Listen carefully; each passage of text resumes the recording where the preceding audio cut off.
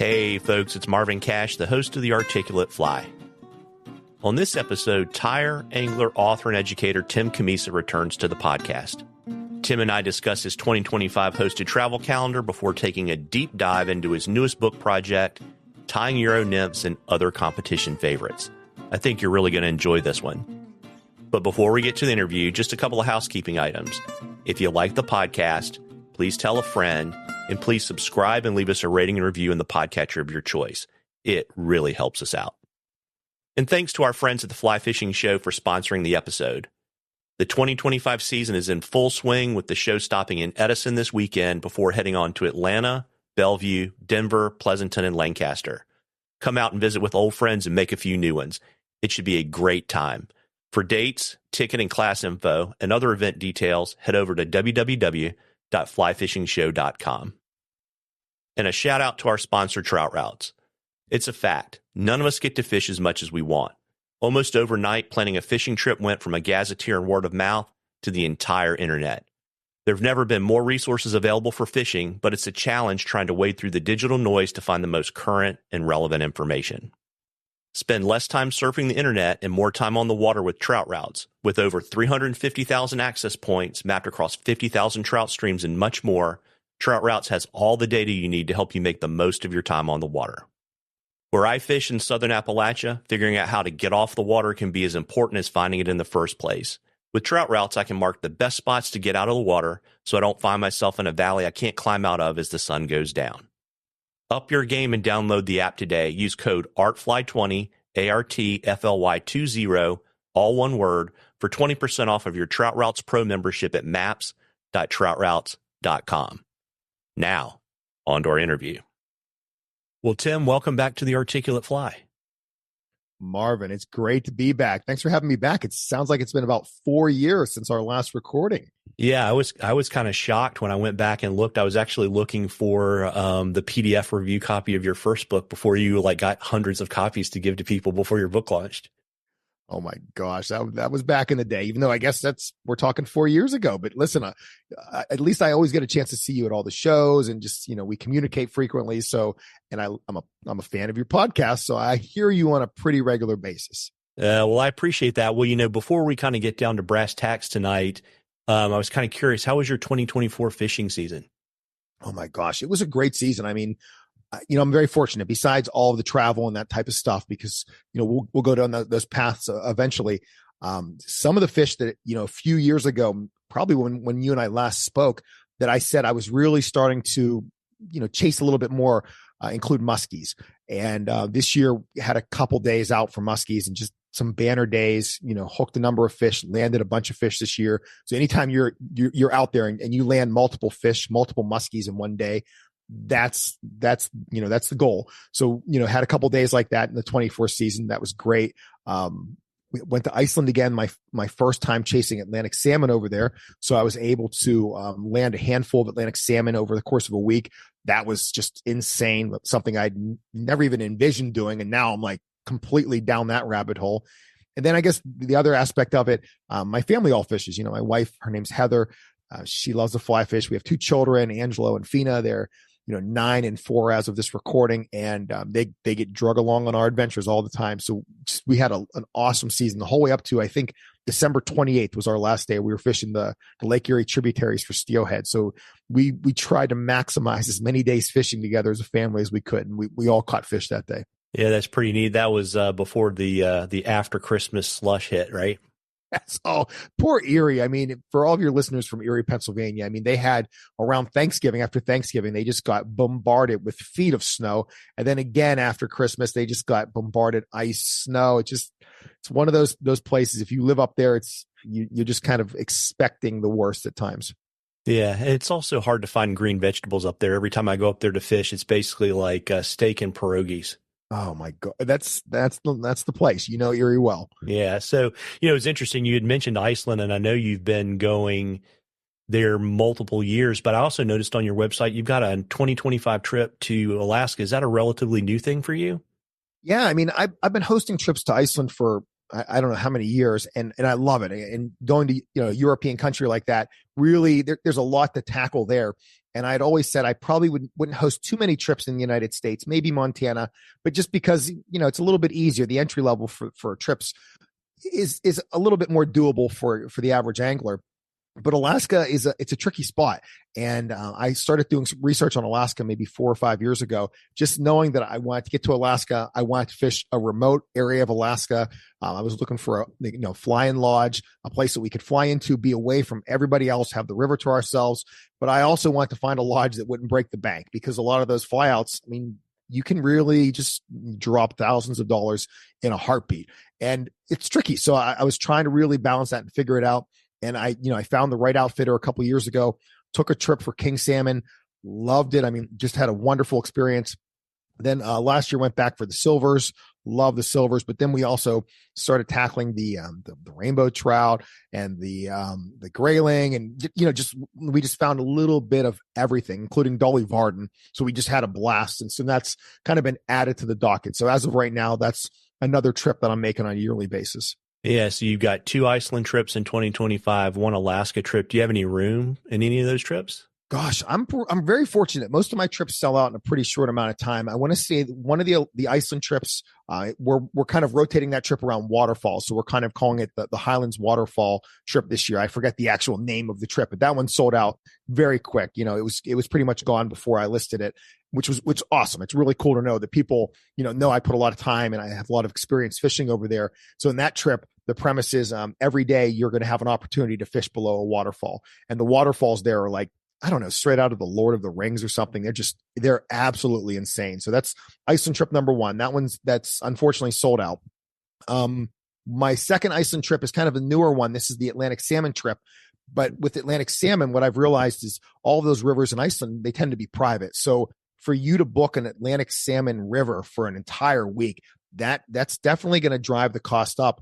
And I was able to work with an outfitter over there that, everything just worked out really well. He happens to be also have access to a river that's just known for brown trout that like to eat dry flies. And they're all these monster brown trout. So we found a way to kind of balance the trip to make it a little bit more affordable. So it's a half Atlantic salmon, half brown trout trip. So it's kind of for those newer anglers to Atlantic salmon fishing, because a lot of anglers will, chase them all around the world, and they'll go an entire week and they have like an eat, or, they missed one, or maybe they felt a fish and that was their week. And like the expectation when we're there is that you're going to have an opportunity to land one every time you're out. You fish for salmon twice a day.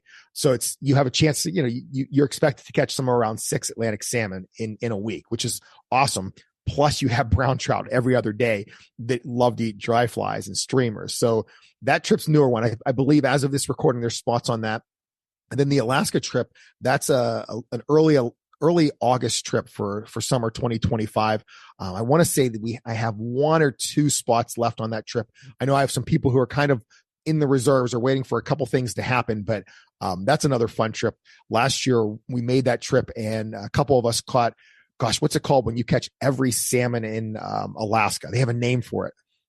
It's not a hat trick. It's probably bigger than that, right? Gosh, I'm blanking on it. Yeah, I'll come up with the name of it like halfway through this recording. But they have five salmon up there, and we went up there targeting the silver salmon. That was kind of the trip. It was like silver salmon, some rainbow trout, some dollies. that was kind of our focus.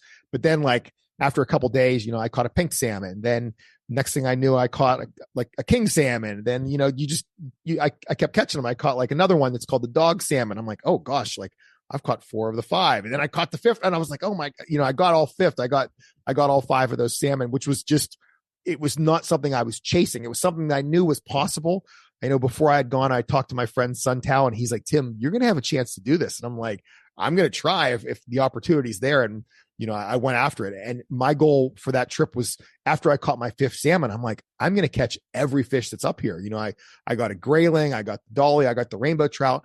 And I remember I'm eating dinner like before the last day. And I say to my guide, I'm like, hey, I think I've got them all. What do I have left? And he's like, there's pike up here, Tim. We're going pike fishing tomorrow. And I spent half the day pike fishing and I could not get a pike to eat my fly. So now I have a new goal for the summer. Who says they go to Alaska to catch a pike? But that's me. There are people that do, but also I bet you, is it a slam by chance? I think it is. Yeah. I think that's what it's called. The Grand Slam. Exactly. I would think we were calling it the Mulchotna Grand Slam. We're on the Mulchotna River. Yeah. And I was going to ask you about your Atlantic salmon trip. Do you get to hang out with Eric Clapton? Oh my gosh. Eric is no, no, the short answer is no. I wish I did. From what I understand with Eric, he rents those rivers, or he'll lease a river for 2 weeks whenever he's Atlantic salmon fishing. And the first week, no one fishes it, and those fish just rest. And then he comes in, he fishes it for a week. At least that's what I've been told. So I think Eric and I, we run in two different circles, but I would love to have the opportunity to fish with him, because I've heard he's a pretty darn good angler. Yeah, I bet you the music at the lodge is pretty good too. Oh, that'd be so. Could you imagine hanging out with Clapton? I mean, after a day on the river chasing salmon. That'd be awesome.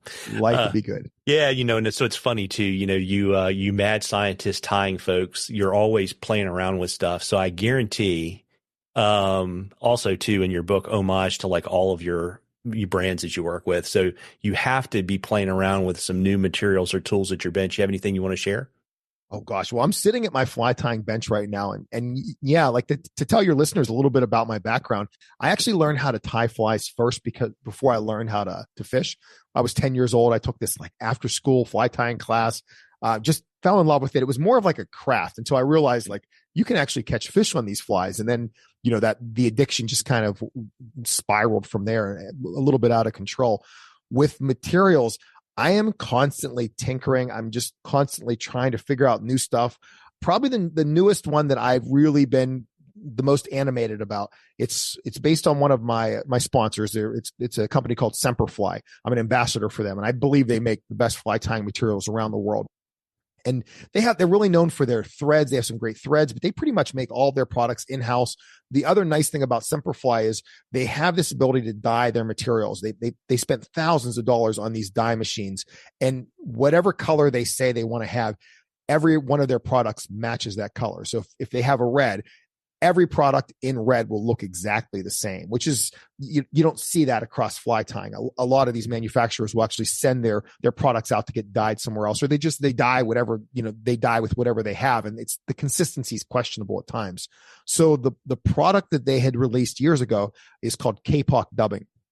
Your listeners may have heard of Kapok before. It's a natural fiber. I mean, it's been out for decades. What's been tricky about Kapok is from a fly tying perspective, you use it for the bodies of dry flies. It's super easy to dub. I mean, it just dubs on your dubbing noodle. It makes you look like you're a professional. I mean, it's one of those dubbings that just blows you away. The tricky part about it was that it was very difficult to dye over the years. So Semperfly ran it through their dye process. They dyed these awesome colors. Kapok came out, it was released. It's just, to me, it's the best dry fly dubbing on the market. And I've told people that.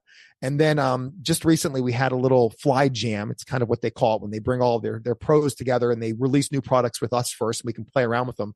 And they released these products called Kapok Fusion and UV Kapok Fusion, where they blended like some crystal flash and some UV fibers into the Kapok. And it's just like, they didn't make it too overwhelming, but just imagine like your favorite dry fly. I don't know, the Adams parachute, and you still have that traditional gray, but there's just a little bit of sparkle in there just to kind of grab the fish's attention. I don't know. I'm not saying dry flies need to have that sparkle, even though most of them do have that shell look whenever they're adults, but there's something about that material. Whenever I'm dubbing with it, it looks awesome. And then whenever I go to fish with the flies, I don't know, maybe this is just me, but I just have more confidence whenever I'm grabbing those flies. They look better. And whenever you look at a fly and you say, this is going to catch fish, you fish it with confidence. So for all you fly tyers out there, Kapok Fusion, the UV Kapok Fusion, check it out. Yeah, I'll try to grab some links and drop them in the show notes. And, again, you're also a gearhead, right? So, aren't we all? Yeah, well, so, I'm kind of curious if you've got kind of a doodad, a rod, line, tippet, anything kind of like that you want to share with folks, because I know you're always playing around with that too. Oh gosh. I'll share two things. And for your listeners, I got to give a quick shout out to Marvin, because prior to the podcast, he sends like a list of some of the topics we're going to discuss. And he told me about this question ahead of time. And Marvin, you do an awesome job with this. I mean, you are so prepared for this, and you kind of made me think about it. And there's kind of two paths that I'll go down for the rods and for the reels. I mean, I love Euro nymphing. I've used a lot of different rods over the years. The one rod that I'm playing around with now, this is not a glowing endorsement. I literally just got this a couple weeks ago. I work with a company called Lamson, and Lamson tends to be known for their reels, but their fly rods they're really, I don't know, they're a kind of a mid-range fly rod. They're right in the $500 to $600 range. So you're not dropping $1,000, but you're still getting a heck of a quality fly rod. I've used their rods for a number of years. If you look at my social media, most of my big fish have all been landed on my Lamson Velocity, either my 9'6" weight or my 9'8" weight.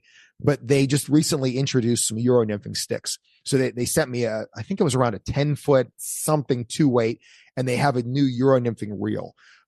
They're just cool. I don't know. It's Lamson. I've always loved their fly reels. And now to know they're kind of entering that Euro nymphing market, I'm excited. I'll just say that I'm going to be excited. I'm kind of holding off any endorsement of the rod yet, but just something to kind of plant the seed down that path. And then the other thing that I'm constantly just messing around with what I call the ideal fishing vest. I don't think it exists. If you have it, please tell me, because I mean, years ago, my first one was like a Filson. I had like a Filson chest pack. And then I went to the Filson that had 2 sides. And then I, just started experimenting. I went with sling packs. I've worn backpacks. I've used every single pack that I can think of. I'm the person that whenever I walk into a fly shop, after I talk to the employees for a little bit, I kind of wander off and I just start trying on any pack I haven't before to see if it's a comfortable one. This past season in 2024, the current setup that I had, I was keeping a waterproof backpack on, and it would like hold, my larger boxes, maybe a camera, just whatever my necessary gear was. But it wasn't that Orvis Pro backpack. It was like a smaller one. I literally found this backpack on Amazon. It was nice. It was waterproof. Everything was great with it. But I still wanted a chest pack, but I don't like a chest pack that's too cumbersome. And I found this one from Umpqua. It was called the ZS2 Wader chest pack. And what's nice about it, it's smaller. It's got just enough room for some tippet, a small fly box, split shot, some indicators, some floating, just a little bit of everything you need to survive for a little bit on the water. But it has these clips and they go around your chest straps for your waders. So it's super lightweight. Your fly line doesn't grab onto it. It's been a cool pack. The downside is if you're wet wading that day, you got to figure out something else to attach it to. So that's the one, downside that I've had. I think it goes with the whole Umpqua system. I didn't invest in the whole system. This is just the only piece that I bought. But, for people who wear waders all the time and you don't want a giant pack in the front, check this one out. Yeah, it's amazing. I kind of have a love-hate relationship with packs / slings / chest boxes. And I'm always fiddling, right? And I always tell people they're like these small victories on the water, right? Like if you have a box and you like get it configured exactly the way you want it.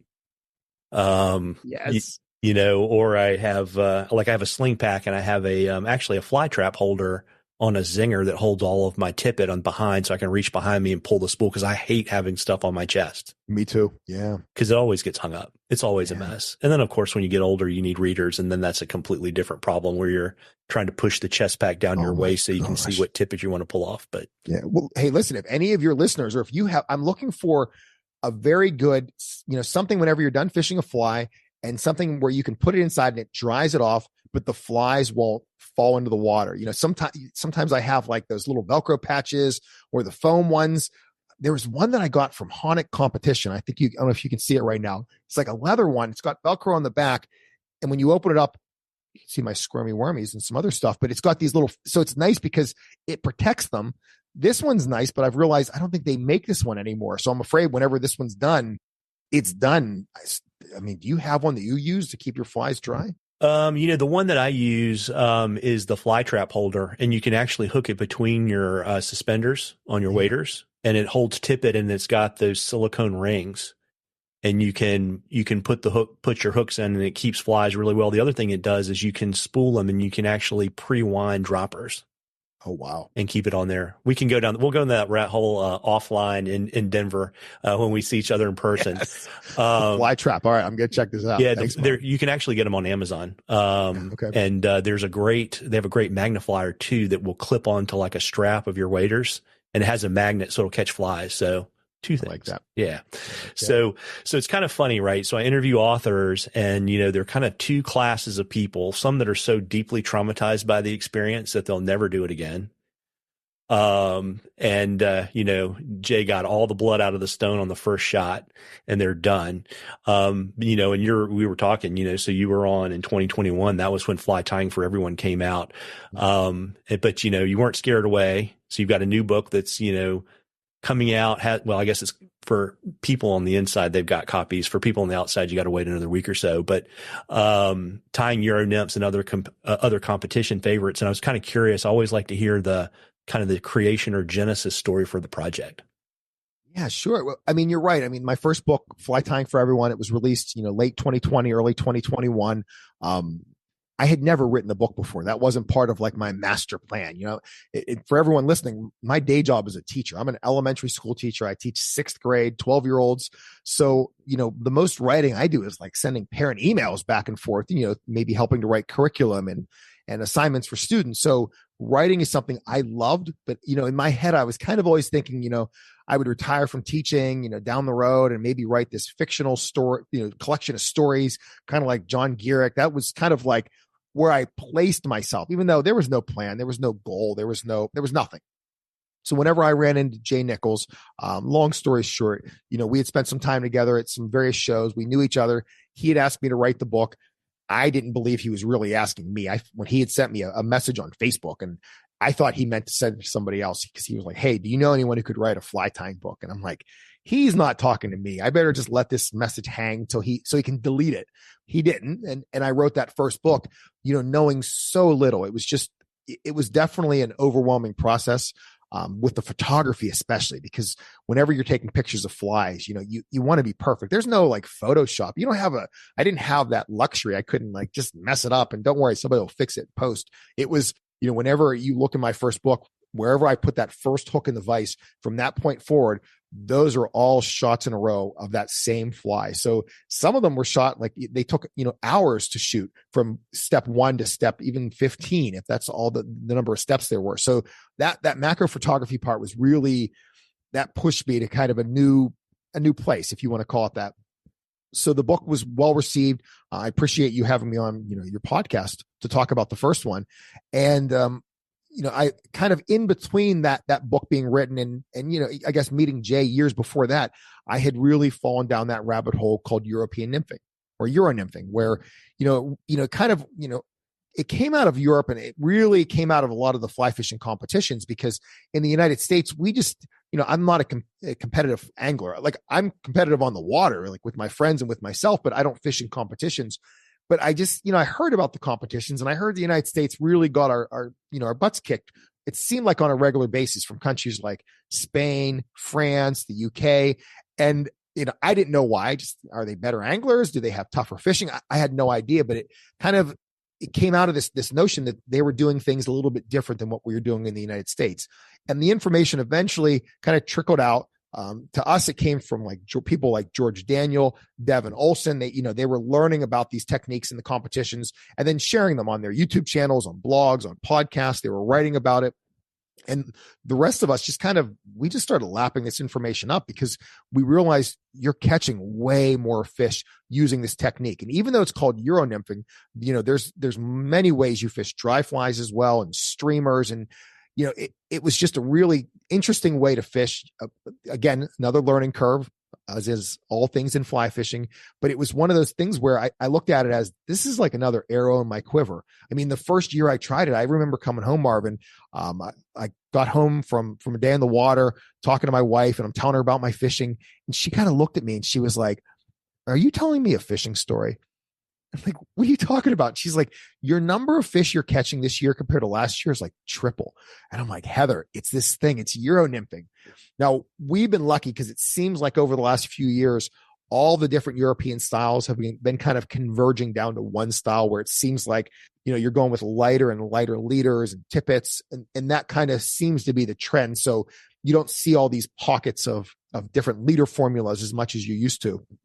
But now, so that's kind of it. So I'm getting into this European nymphing. I'm falling in love with it. I'm catching more fish. And a few years ago, I find out one of my good friends, his name's Josh Miller. He lives in Pennsylvania like me as well.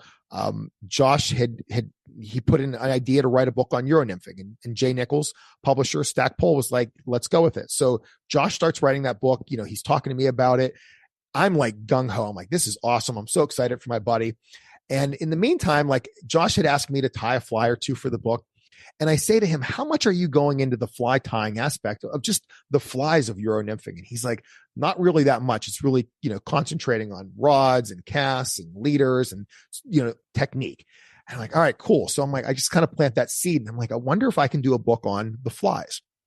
So I kind of wait a little bit and I decided to set a little time with Jay. I talked to Jay and I proposed the idea. I'm like, hey, what do you think about this idea? I'm going to write a book on, European nymphs.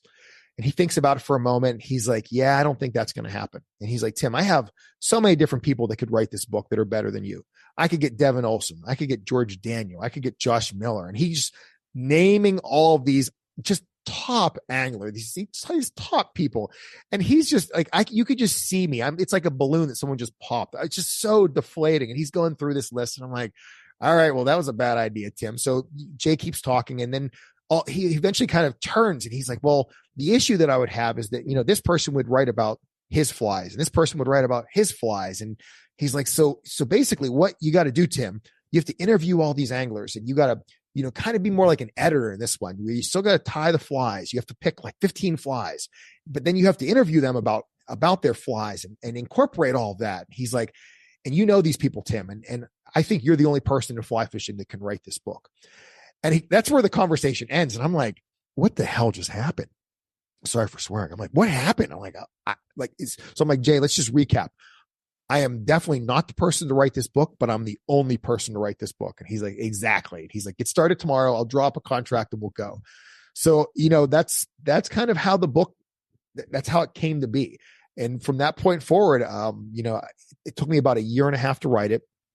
And I was very lucky because I am friends with a lot of the top anglers in the United States and some of the top fly tyers for Euro nymphs around the world. So I went about and I just started contacting these individuals and said, hey, are you up for doing like an hour and a half Zoom interview? And I told them the premise of what I was going to be talking about. I sent them the questions ahead of time. And then, we had a Zoom call and it was face to face with, individuals like Howard Crossan of the UK, a world champion, Devin Olson, the United States. He was the captain of Fly Fishing Team USA, Lance Egan, Josh Miller, Pat Weiss. The list just goes on and on. Then I decided I had to have some Europeans as well, because besides Howard, like I wanted to get some people that, the top anglers in the world. So I got Lubos Rosa from the Czech Republic. He was a former world champion. I started to interview a couple members of the youth team. So I got them involved as well. Then I was like, why not get Pete Erickson? He's on kind of the adult senior team. He had just won the gold medal as well. So I'm like, let's get Pete in there too. And it was a heck of a lot of work sitting down, interviewing them, writing up those interviews, transcribing them, because then separate from that, here I am writing the skeleton of the book and saying, all right, these are the 15 flies and these are the 15 variations. So the book's starting with 30 flies. But then after interviewing them, I'm like, well, I got to delete this fly and add this fly and get rid of this one and add this one. So, I have a new 15 flies and 15 variations. And so then I start writing those sections. And then I realize you can't write a book on flies and not talk about fly fishing. Like they just go, they're so hand in hand.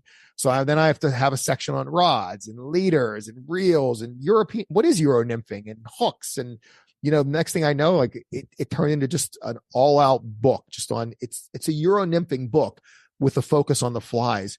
Then the last step was the trickiest. And it's where I took all their quotes and I started putting them back into the sections where they belonged.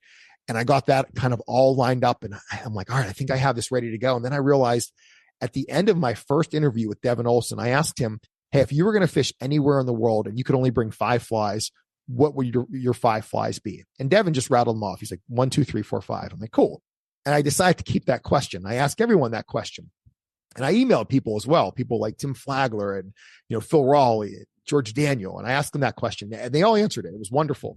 And I realized that now, not only do I have quotes from, some of the top anglers from around the world, I also have confidence lists from 30 of the best anglers and fly tyers from around the world too. So I was able to incorporate all these confidence lists of flies, which to me, like that alone was like worth the buy-in for the book. And then you get everything else as a bonus. Yeah, very, very neat. It's funny too, because it's a really different process, but let's talk a little bit about kind of who the ideal reader for the book would be. Like, who did you write it for? Gosh, that's a tricky one because, with my background being a teacher, I wanted to make sure that everything was broken down into really digestible pieces for those, individuals that love pictures. My book is just, and this, you have a copy. It's just loaded with pictures. I mean, so much photography in there.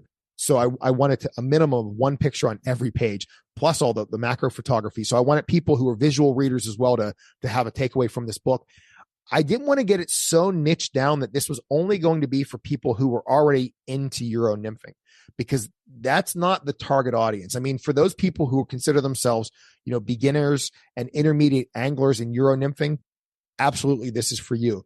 It's also for those who are interested to learn a little bit more about nymph fishing, because I know a lot of anglers, they really like to target trout with dry flies or with streamers. They want to learn a little bit more about nymphs. So in every section, I don't just tell you about how to tie the flies. I also give, tips and techniques on how to fish the flies. And then for individuals who are fly tiers out there, I didn't want it to just be a book on here's 15 patterns and 15 variations. Here's your 30 flies. But I also have a section for each fly on just different nuances with the materials to say, hey, I tied it with this material. But for those of you who love variations or you love to experiment with other materials, here's another suggestion on something else you can do. So I tried my best to target a bunch of different audiences. I wanted to target fly tiers. I wanted to target fly fishermen and fly fishers who are into European nymphing. I wanted to target those who are kind of piqued and who are kind of interested in dabbling and going down that path. So I tried my best to make it as well-rounded as possible. And then just for that conventional fly fisher, the person who's like, hey, I'm not even into fly fishing, or I'm not into fly tying. That's where those confidence lists came into play, because it wasn't just like, here's Devin's 5. It was, here's his five flies, but now he's going to talk about one of them in a little bit more detail to tell you how he fishes it and his techniques with it. So, I tried my best to really have a little bit of something for everyone in there in this book. Yeah, very neat. Obviously the first book was very, very different. But were there lessons from writing the first book that you brought to the second book to make that process less traumatic? Oh, I don't know. The first book, the biggest issue that I had was the macro photography. That was number one. I think I talked a little bit about that. So in this book, I said to myself, I want to jump on that a little bit earlier. I want to dial in my photography. I wanted to really start that first, because the writing really came naturally for me in these books. I mean, I was very lucky for both of them. I was able to wake up pretty early in the morning, somewhere around 5:30, make a, double espresso, and then just write 500 words every day. That was about my target. So I was pretty, regimented with that. And I did a really good job. I mean, even when I was in Alaska a couple of years ago, I'd wake up every morning and have a coffee and type my 500 words, then move on with my day. So the writing part came really quick, but the photography was something that it had to be so perfect, because, every single image is just going to get blown up and enlarged in the book. And I wanted to make sure it's professional. That was my takeaway. So whenever I'm thinking, what's that lesson? It was start my photography earlier in the process, so I didn't, turn this book in as late, which it was still late. That was lesson number one. And then lesson number two, one of the fly fishing shows, I think it was at the Denver show, maybe last year, I met somebody, he had bought my first book. I'd signed it for him, and he said to me, hey, I'm looking for a book on Euro nymphs or Euro nymphing. And I'm like, oh, perfect. Like, I know there's, the bookstore here, Ben Frimsky, runs it. Why don't we walk over? I'll recommend a couple books. And there were two books that kind of rose to the top of the list. And I grabbed those two books and I showed him the two books, and I kind of explained the two. And in my mind, one of them was not necessarily, I don't want to say the better book. I just thought there was more information for what he was looking for, but I didn't recommend one over the other. I said, hey, these are two great books. And he's like, great. And he picked up this one and he said, this is the one I want. And Marvin, it wasn't the one that I wanted him to get. And I said to him, I got lucky. I was like, hey, I'm curious, why are you going with that book? And he's like, there's more pictures in this one. He's like, I'm very visual. And that's something that I kind of forgot in the first book. My first book, there's definitely a lot of images, but it was really word heavy outside of the macro photography. And I wanted my best to really incorporate more images. That was a lesson that I learned. I'm like, people love pictures. And I just got a text from somebody today, and the text starts off with, your photography was amazing. And that made my day. I was like, it wasn't just the pictures of the flies. It was the pictures that the anglers included as well. And, I just have so many different types of pictures in this second book that I'm proud of that. I'll say it that way. Yeah, and it's neat too, because I think people don't understand that, well, I don't know anyone that had someone take pictures for them for any of their fly fishing books. So, you're doing your pictures, you're writing the book, you're doing promotion. There's a ton of stuff you have to do. And, in this book, it wasn't, let me pick some patterns and tie them. So your challenge was the photography. It's like, I got to go wrangle, 30 anglers. And, and in that involves, getting like releases, like all of that stuff. Why don't you let folks know a little bit about kind of, that interview process with each tire, maybe highlight what we talked really kind of about some of the people that you interviewed, but also too, just that whole process. Cause you're trying to write a book and you're chasing basically 30 squirrels, right? More than that, maybe 35 squirrel. I don't know what the total number was, over 30. First of all, this book, I have to say this. I mean, it's not possible without those individuals. I mean, it was Jay's idea, and then these people said yes. And that's something that really I have to reinforce, is that these are anglers. These are some of the top anglers in the world that were willing to not only just give me an hour and a half or 2 hours of their time and all my text messages and my DMs and all my emails after that, but it was also people that were willing to say, like, this is what I'm doing right now. Like, this is where we are right now in the world of fly fishing. And I want people to know, like, this is how you get better. And I think in fly fishing, at least in my perspective, I've been angling for a heck of a long time. I think, I've been fishing for 35 years, fly fishing for 35 years. And I mean, I remember at the beginning, like, information was tough. I mean, there was still information out there, but I always felt like there was just that, there's always a secret, besides a secret spot, there was that secret fly or that secret technique. And I think we're really fortunate because in the current world, like, I don't know, it's almost like there are no secrets. There's almost too much information. It's almost like the information's there, but you have to really do your best to sort it. And by selecting these anglers, I was lucky because I got to the people that they found a way to sort the information and really just take off with it. And, to kind of walk you through, we'll just stay with like Devin Olson. I used him for the example because he was one of the first anglers that I interviewed. And with Devin, I mean, imagine sitting down with Devin Olson or Lance Egan, and you have them on a Zoom call for an hour and a half. And it's like a master class. You can ask them anything you want, but you don't want to be too off task. And, I was doing my best, kind of like you are in these podcasts, where you have to ask a really targeted question and then just let them talk. And then really, you have to really listen, because at times I kind of thought I knew what they were going to say and they didn't. And they would say something, and if you weren't listening well and you would ask a follow-up question, I would kind of want to lead them in a direction. And you could tell, like sometimes my question didn't kind of match up with the direction they were heading. And then I realized, like, oh shoot, the way I fish or the way I tie is different than this person. And I got to figure out how now. And that was a challenge on itself to also kind of extract the information, because for somebody like Howard Croston, he's a perfectionist in so many different areas of fly fishing and tying, that the way that he ties his pheasant tail is completely unique to the way I tie mine. So I couldn't make an assumption like, oh, he does it this way. This is how he ties his pheasant tail onto the hook. This is how he fishes this fly. I had to really pick that stuff apart and extract the information. So, those Zoom calls were very targeted. And then I had to follow up with emails afterwards to say, hey, this is what you said.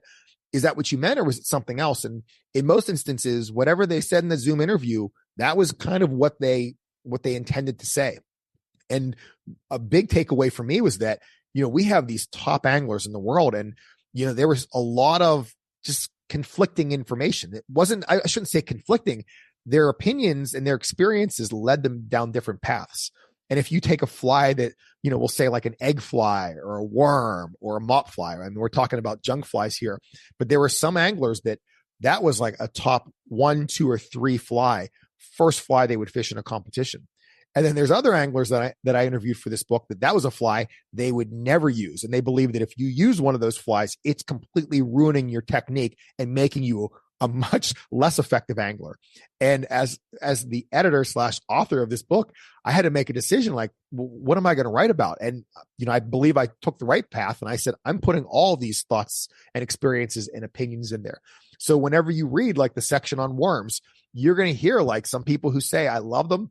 I can't fish without them. And you're going to hear others that say, I would never fish this. And whoever fishes them, you're less of an angler than me. And I want to have those quotes in there because those were the quotes from those individuals. Yeah, it's an interesting thing. I think comp anglers in particular, they're so phenomenally process driven that they're really like, they don't do anything accidentally, right? So if you can find the way to ask them the right question, you're going to get to that point. But it's also funny too, how, you get that A and not A response, and they're kind of both, they're not really both true, but they both work for the anglers that are fishing them. Right. Yep. Oh yeah. Is there a particular interview or tire, that kind of stands out in your memory kind of from the whole process of writing the book? Oh my gosh. I mean, there were so many. I think, in the acknowledgments of the book for your listeners who have a copy, please read the acknowledgments. I put a lot of time. I probably put as much time into the acknowledgments as I did into some of the chapters, because there are so many people I wanted to thank. And I think I remember writing in the acknowledgments that Lance Egan's Zoom call was a masterclass in fly fishing. He was just so dialed in and so thoughtful and so intentional with everything that he did that it was a true masterclass. So his stood out for sure. Some of the Europeans were a little bit more difficult because there was a little bit of a language barrier. So a lot of that turned into just emails back and forth versus some of the Zoom calls. But for sure, Lance's stood out. I'm looking over my list right now. There's a great section in there by Tom Rosenbauer. I've been fortunate. I've been on his podcast a couple of times. I've fished with him. We've done events together. So we're friendly. I consider him a friend. And I asked him to be a part of this, and I said, I know Euro nymphing is not a word you necessarily like to use, but I still want your take on this. And I asked him for a little write-up, and he did a great job. I kind of highlighted a section, with him, and he kind of asked the question, what is a Euro nymph? Does it have to be this super skinny fly that's tied in the round that sinks to the bottom in a hurry? And he kind of alluded to, these are the flies that I fish. Are they Euro nymphs or are they just nymphs? And, if I don't call them Euro nymphs, am I out of the cool kids club? And I thought he did a really good job with his section to kind of illustrate that idea that, these are just flies. And then probably the last person that I'll mention that I thought said something really important was Lubos Rosa from the Czech Republic. Lubos, I actually finished the book right before all the biographies. That's where I put his confidence flies. And I chose to put his last because his first words, I'm going to mess it up. I don't have it in front of me, but his first words kind of said something like, the flies are important, but it's your technique that really matters.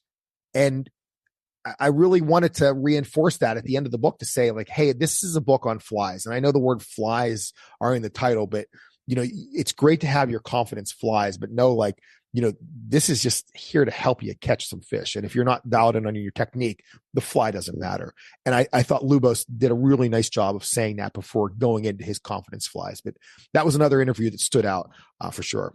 Very, very neat. And, I always have to ask authors, what was a big surprise or kind of lesson you learned writing the second book? And we could have a follow-up question. Are you so traumatized at this point there won't be a third one, right? Well, I'll answer that one first. No, I'm not traumatized. I enjoyed the process. I can't say my family did. It's kind of like a running joke in our house right now that everything has kind of revolves around fly fishing. That's just, it's just what I love to do. And, my family gets drug along with it. Luckily, my wife does too, but she now like walks around and, first thoughts every day are on the fly fishing. That's what I think about all day long. And with my book release, that's been a major thing in our house. And it's really funny because she'll ask me, hey, what's going on? And I'll talk to her about an email or, like your podcast. I'm like, oh, I'm doing Marvin's podcast. And she just will look at me and I won't yell, but she'll be like, Trout and Feather. And she kind of announces it every time I talk about it. So that's kind of the funny thing. So I tell her after the book, I'll wait at least a minimum of 6 months before I start another project. So the short answer is, yeah, I'd like to do another one. Don't know the idea yet, but that will come. And your other question, was it takeaways? Is that how you kind of phrased it, Mark? Yeah, like surprises or lessons, like, things never, it's kind of like every battle plan is great until the first contact with the enemy. Something had to kind of crawl out of the woodwork and kind of bite you during the process, right? I mean, I think I mentioned this at the beginning with Euro nymphing, that there's a drive right now to go as light as possible. not every angler that I interviewed is going as light as possible. But when I say light, I'm talking about light rods, light leaders, light tippet, light flies. So that was one of the huge takeaways. But to dial it in even more, I'll start with the leaders. There was a European that I interviewed, and I asked a lot of them, like, hey, can you tell me about your leader if you feel comfortable sharing that? Which they all did. And they would give me their dimensions and all that stuff. And, he emailed me his dimensions, and I looked at them, and it was like 6X or something. And I'm like, no, not your tippet.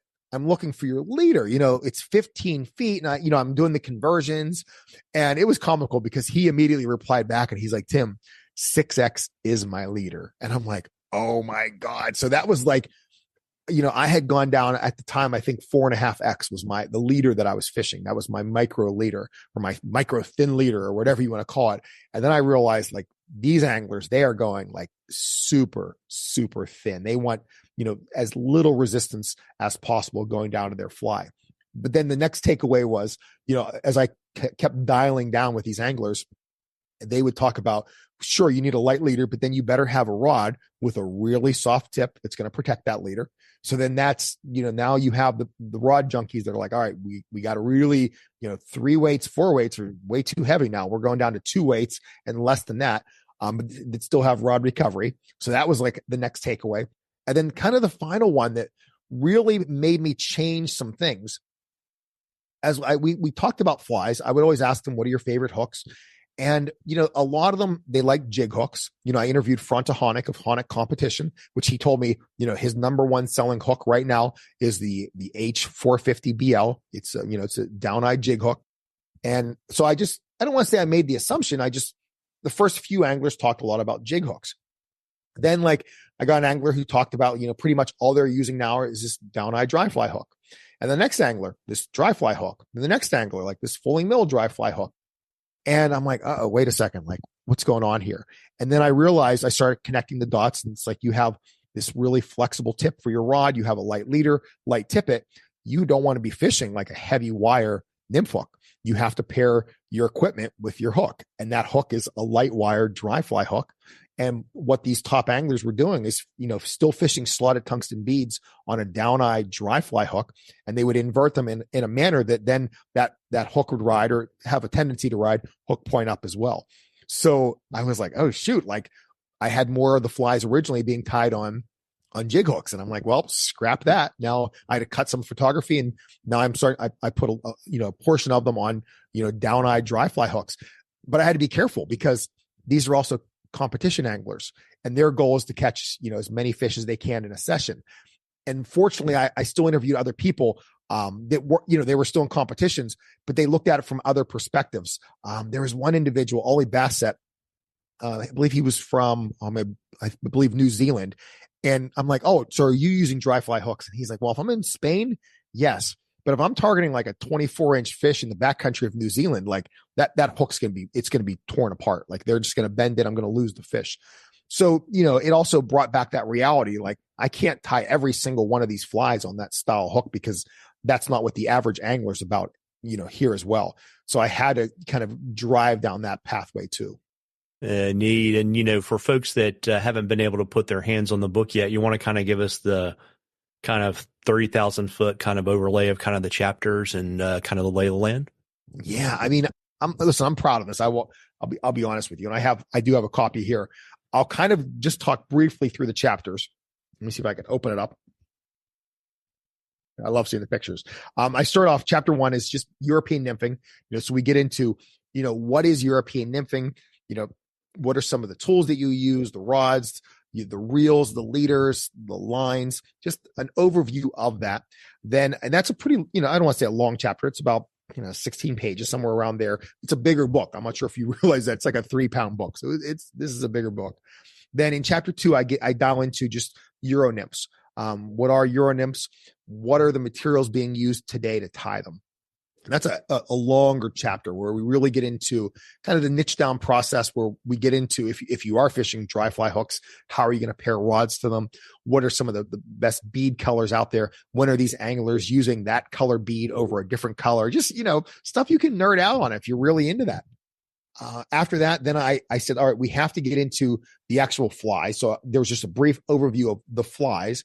And then I broke it into a couple different sections. And I'll pay homage to Devin Olson here, because when he was talking about his fly box and how he sets it up, he and I had done previous videos together, and he talked about his system and his format, and it made sense to me. And I broke my chapters based on his system, where I have an entire chapter dedicated to Perdigons.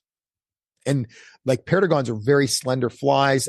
They sink like a pellet, and they're just a highly effective fly. Originally, I was using Perdigons and fishing with them in really fast water. But after talking to these anglers, like, they're using really small Perdigons in slower moving water as well.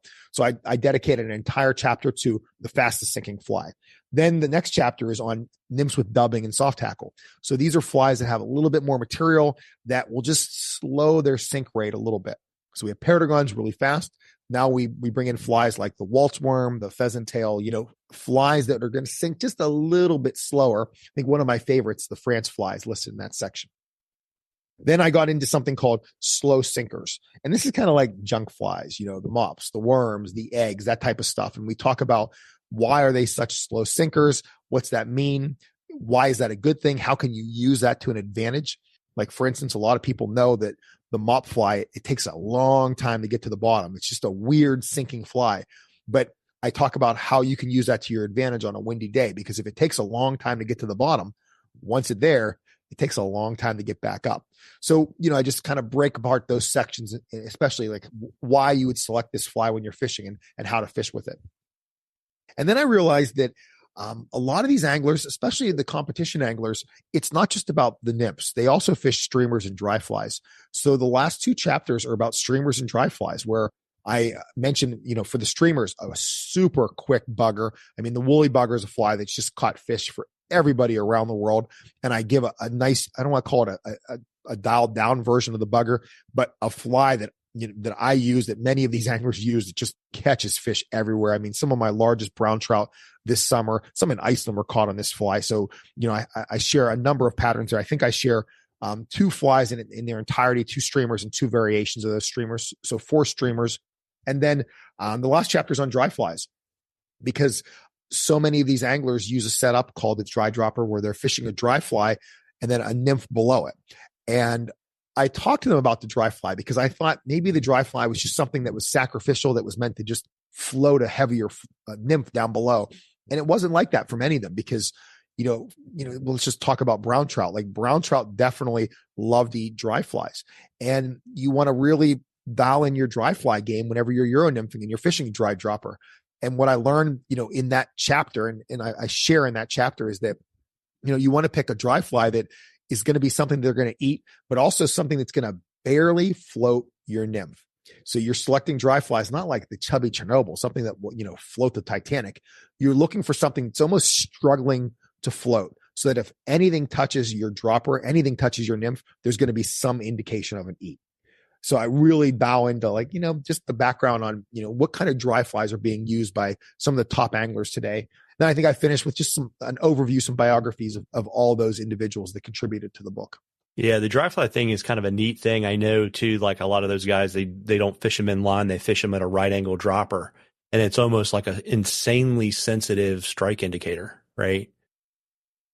Oh, it's highly effective. And there were flies that I learned of after the book that I was like, oh, shoot, this one probably would have been a good fly as well. And I was luckily able to take some pictures of them and at least include other flies in that section too, because, I mean, you know how this is, Marvin. It's like, it seems like every couple months, like, something new is just, opening our eyes in fly fishing. And I wanted to make the book as current as possible. So if I found something like we're talking like a week before print date, I was still, emailing images and saying, hey, swap this image, put this one in. The United States fly fishing team won the bronze medal. I want this picture of them in there now. Like, I was able to really I just kept bombarding my poor publisher until the very end.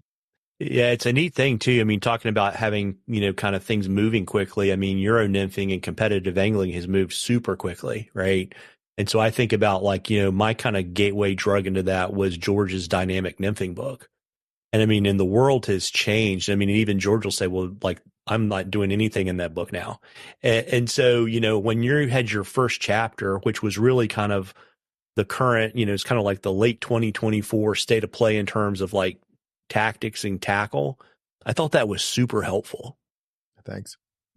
Yeah. I mean, my first book, Fly Tying for Everyone, the premise was kind of like, this is fly tying today, because I didn't want to have flies in there that were already tied, like the Adams parachute. Like that fly's been done in so many other books. There's no reason to just rehash the Adams parachute. But I was trying my best in that first book to kind of say, this is a snapshot on where we are in fly tying. Here's some modern flies being tied that are highly effective that you could use around the world.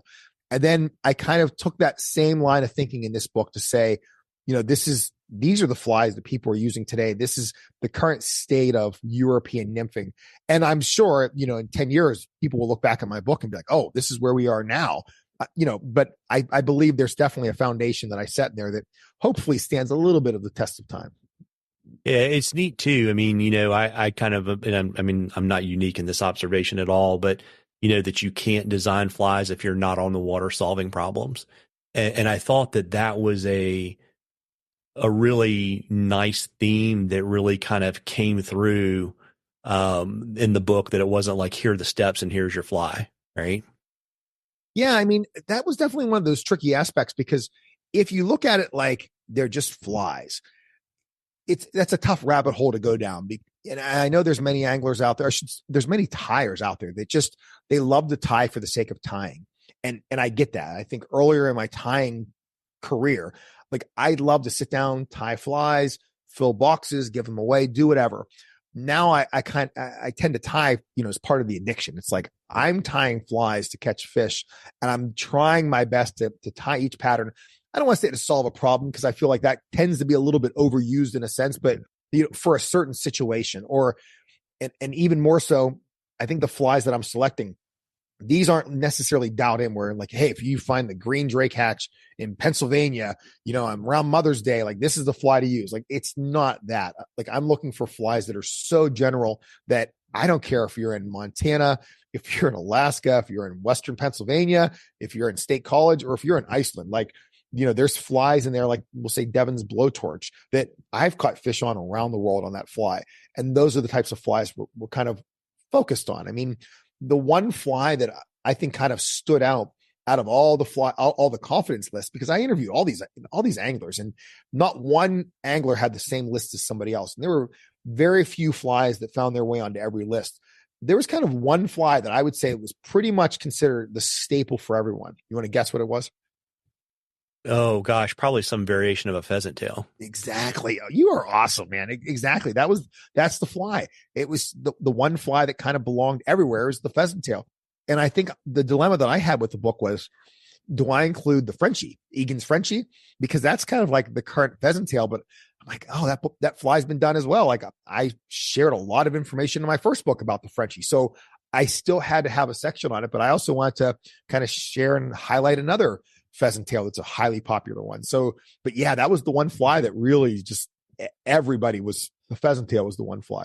Yeah. It's interesting too, because I thought, first of all, it's a ton of work reading the book, where you go and you have a particular tyer who's like, this is why I picked this material, or this is why I like to do this technique. And I was kind of curious, if that kind of focus on why, is that kind of seeing that as kind of an outgrowth of your background as an educator.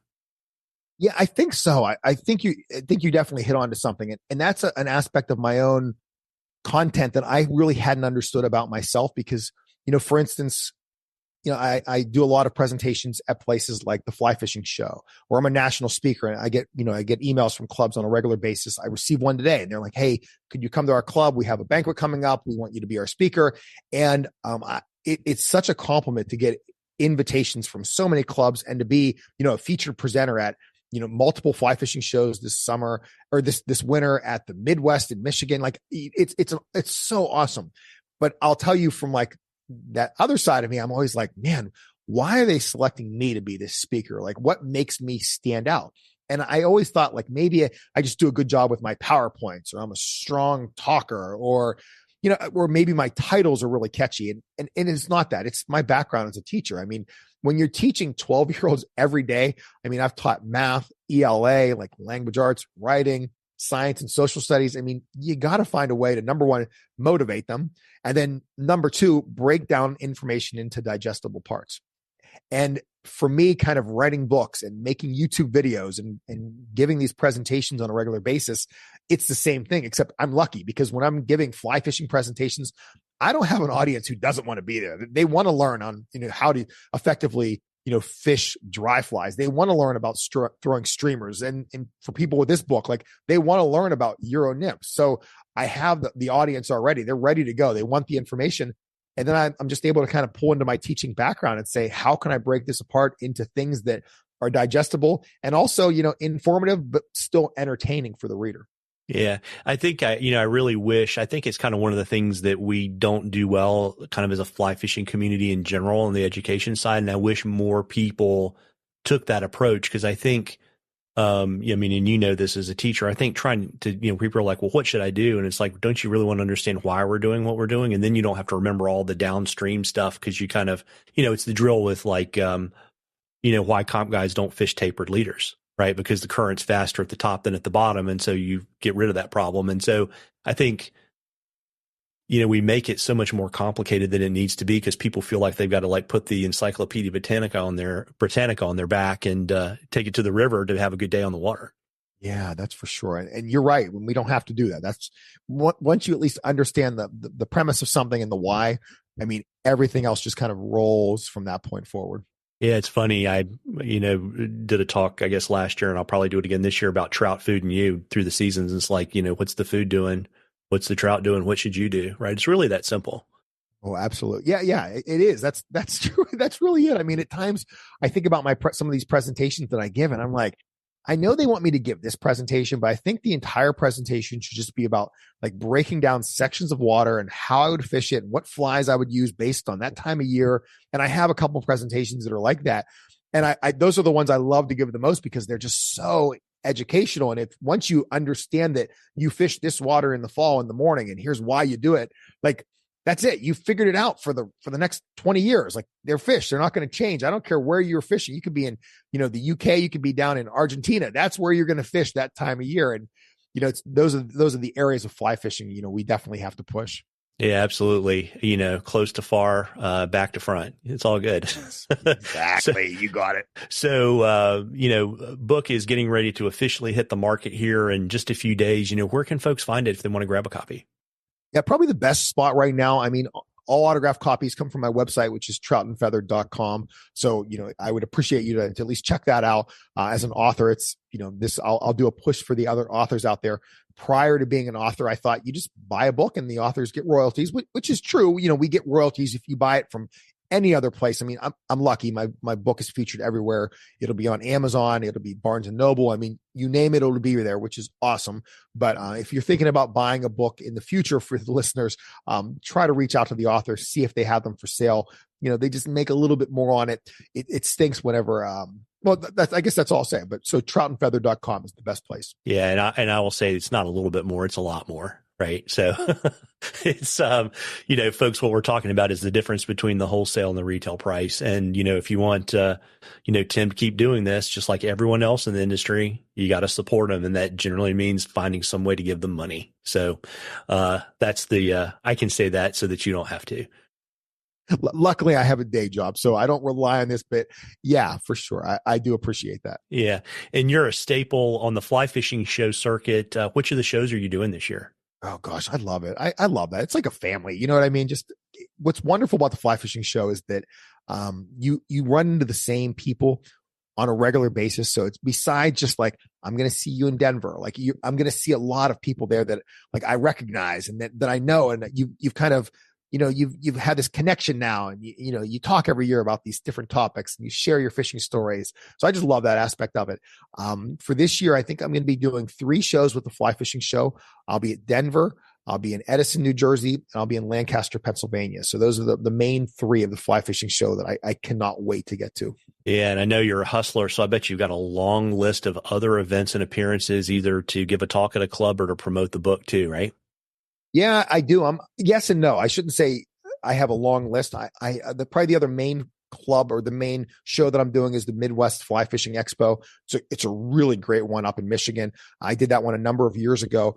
And I love that audience, love the club. It's a great group of people up there. They just know they're fishing up in Michigan as well. So that's the other, big one that I'll do. I do a few others, but for the most part, I'll only accept like maybe 2 or 3, maybe 4, depending on the clubs and their proximity to where I live in Pennsylvania, only because I do have a day job. I'm a teacher. And my events are public, and I don't think my superintendent or my students, for that matter, need me running around the country talking about fly fishing on a regular basis. So it's such an honor whenever I get an email from a club saying, "Hey, we really want to have you as our guest speaker, Wednesday night in the middle of March." And I'm like, I'm sorry. So I turned down the majority of club appearances.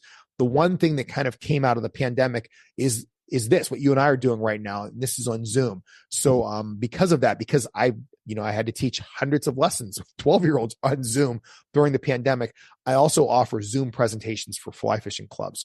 And for those clubs that are able to have a projector at their meeting, or sometimes clubs have some winter meetings where they just tell everyone, stay at home, we're just going to do a Zoom call instead. They bring me in as a guest speaker. Super nice, very convenient. I'm able to just, have a really interactive conversation. I still can run my PowerPoint presentation. I have all my jokes and all the information kind of built into it. We have dialogue with the club members.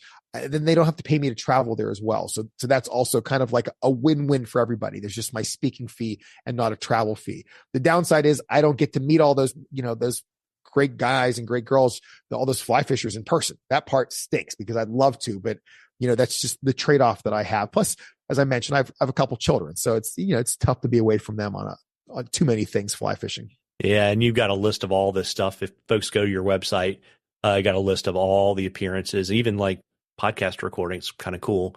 Tim, before I let you go this evening, is there anything else you want to share with our listeners? Yeah, I guess the biggest takeaway I'm going to tell your listeners, we talked a lot about my new book, and for those of you out there that are like, hey, I love fly fishing. I don't know if I could ever do this, to the point where you're a presenter at a show or write your own book. But I'll just tell those people who are even like thinking down that path, like just keep pushing, keep going down that path. Fly fishing and fly tying, they have such steep learning curves. Like they are, like we all know, we went through them.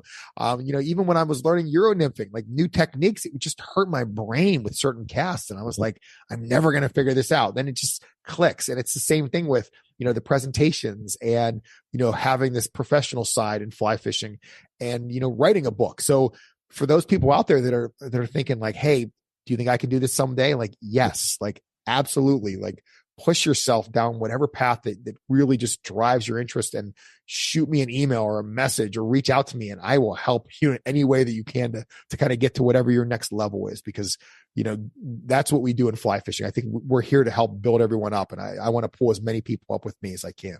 Yeah, we've got a great community, and I would agree. I think, the secret is just to relentlessly show up, right? After the 7th year of going to a show, I guess they're like, well, we'll have to be nice to him now because he's not going to go away. He's not leaving. No, he's here to stay. He's here forever. So Tim, what's the best way for kind of folks to kind of, keep up with your adventures at the Vice, I guess at the word processor and on the water?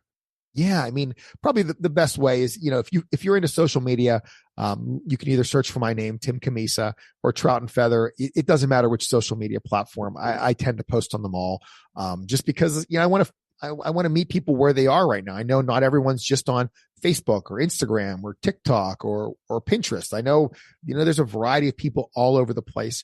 Then the best way to contact me would probably be through my website, which is troutandfeather.com. I have a contact button there. That's where I kind of host all my videos. I have a blog there. That's where you can purchase my book. And, that's kind of where all things kind of get housed all together. Well, Tim, I super appreciate you carving some time out this evening, and really appreciate, I didn't realize that I'm your first book interview. So super honored to do that too. Oh my gosh, come on. I love having conversations with you. The podcast is just like, this is like the cherry on the icing. And I know I said this last time, and I'll say this every time, for the listeners, Marvin puts in so much time. I mean, before we started this, we were talking about recordings and the stuff that you buy and the purchase he just made. I won't tell you how much money he spent on stuff that's going to, make this show better. I don't think people realize the amount of time that gets put into it by people like you, Marvin, that just continue to help make our sport better. So, on behalf of the whole fly fishing community, thanks for everything you're doing. Oh, I appreciate it. And I would also say, there's so many folks out there, like you and other podcasters and other outdoor writers and other educators, kind of picking their lane to do the exact same thing. So, what I would say to folks is, support all those people, find the people that you want to hang out with and spend more time with them. And we have a great community. I think fly anglers are some of the most generous people on the planet. So find your people. You got it. Well said. Thanks, Marvin. I appreciate you having me on. Oh, it's been great. Have a great evening.